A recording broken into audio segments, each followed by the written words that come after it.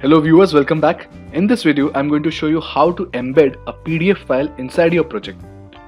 While giving presentations, there are many situations where we need to minimize the presentation and go to a particular location and open a PDF file to show it to the viewers.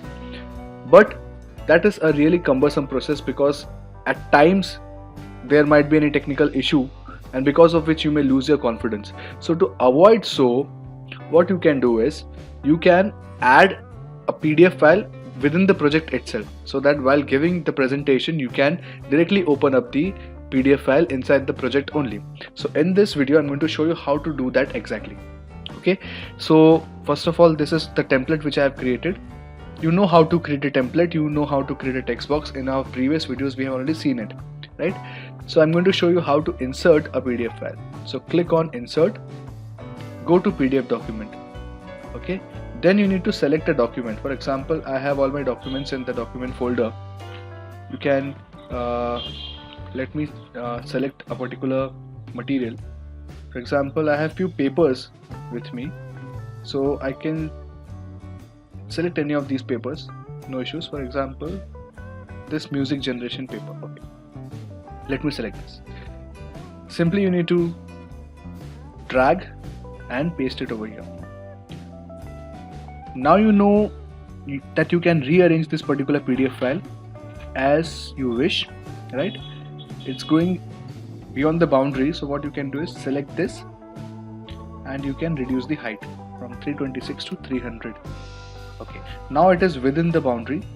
The PDF files are always maintaining the aspect ratio, so there is no need to go and click on the aspect ratio thing because it's already maintained. Let me reduce the height further to fit inside the box. Yeah, so now you can see that the PDF is well within the box. So what you can do is, now everything is done, you simply need to click on this add to add this as a presentation.